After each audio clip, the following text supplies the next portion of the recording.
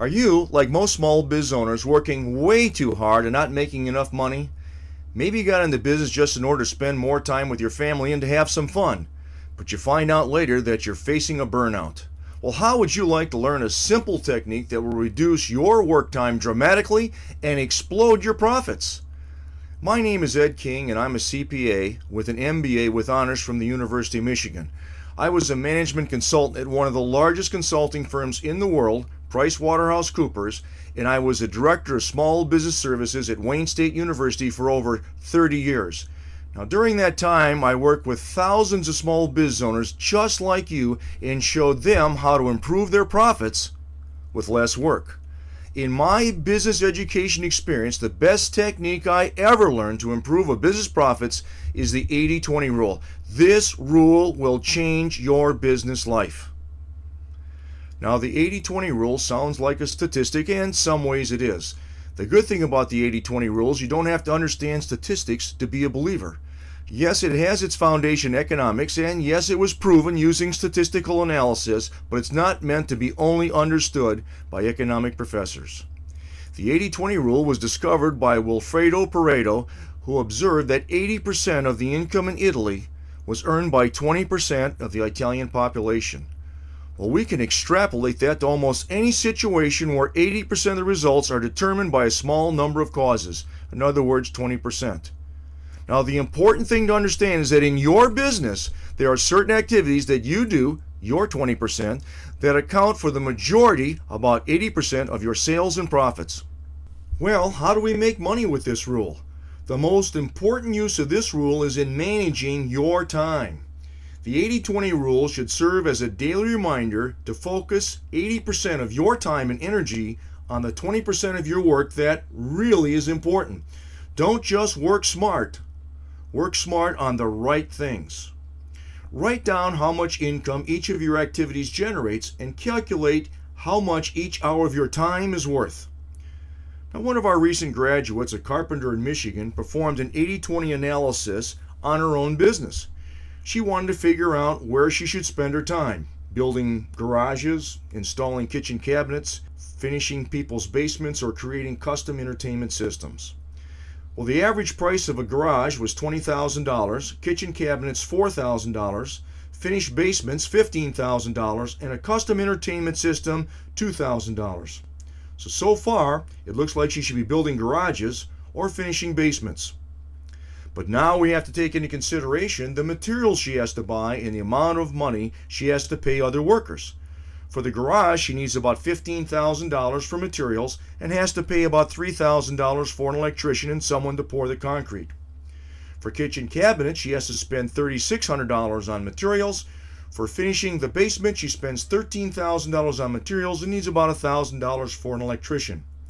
Finally, for a custom entertainment system, she only needs to spend about $1,000 for materials. This leaves her a profit of $2,000 for the garage, $400 for the cabinets, $1,000 for finishing a basement, and $1,000 for custom entertainment system. So it looks like we should focus on building garages. But now we have to calculate how much time did she spend on each project. To build a garage, she needs 200 hours of her time. Cabinets, 20 hours. Finished basement, 80 hours. And for custom entertainment systems, only 15 hours. Now we have a complete analysis. The profit per hour for her garage is only $10. Cabinets, only $20. For a finished basement, it's only $12.50, but for every hour that she builds custom entertainment systems, she's able to make almost $67.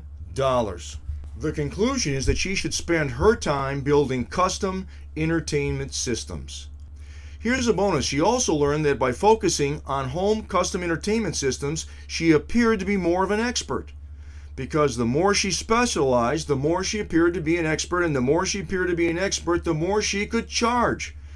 She would say to potential customers, sure, you can hire any carpenter to build a custom entertainment system for your home, but doesn't it make sense to hire someone who only does custom entertainment systems?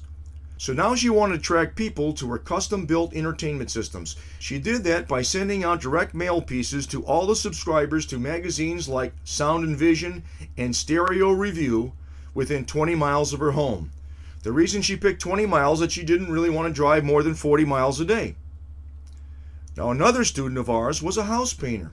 He figured out that the most important factors to his success was making estimates, painting around windowsills and trim, which took a special skill, and followed up with customers after the job to make sure that everything was done right. He did not need to paint ceilings or walls. He did not need to spread out drop cloths. He did not need to purchase or pick up supplies. He delegated all of these activities to other employees. He just focused on those things that he felt were the most critical to his success. What are the activities that are the most critical to your success? Now, when the fire drills of the day begin to sap your time and energy, remind yourself of the 20% of the activities that you need to focus on. If something in the schedule has to slip, if something isn't going to get done, make sure it's not part of the critical 20%. Spend your time working on the parts of the business that you can improve significantly with your core skills, and leave the tasks that are outside your best skills to other employees. Now, the next thing we're going to do is look at customers. When you look at your business, it is very clear that a small handful of repeat customers account for most of your sales. These blue chip customers usually account for 80% of your sales, but they only represent about 20% of the customers that buy from your business. So how do we use this to make more money? Focus your time on those blue chip customers that buy the most from your business. Research tells us that for every dollar you generate from new customers, the same resources, your time and money, put into your old customers will get you $5 in sales. Now, I teach small business classes in the Detroit area and have people teaching the same class all around the country. I found out very quickly that 20% of my teachers purchase 80% of my training materials. For these blue chip customers, I know their birthdays, their anniversary dates, where they went to school, the number of children they have, and their children's first name. And I call these folks on a regular basis. This is the best use of my time. So cherish your best customers. For the 80% of my teachers that generate only 20% of my sales, I know very little about them, and I'm not much more than an order taker. I only pick up the phone when they call to buy more materials. So next, after identifying who the best 20% of your customers are, ask yourself, are there any common characteristics of these blue chip customers? Are these blue chip customers young or old, male or female, rich or poor, subscribe to certain magazines, belong to certain organizations, travel a short or long distance to my business, or come from certain industries? And finally, ask yourself, how do I find more people with these characteristics? So drop the bad clients and focus on selling more and improving service to your best clients. Let's talk about salespeople. You're going to find out that 20% of your sales force generates 80% of your sales.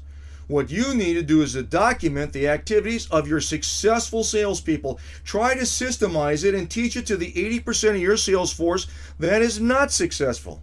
You should write scripts, determine how they get leads, videotape their presentation, record their conversations on the phone, get copies of their letters and emails, and do whatever possible to understand exactly why they're so much more successful than the poor performers. Reward your best salespeople well, and fire the worst. In advertising, find out where your sales are coming from. Identify a few ads that really pull and a few places where you run them.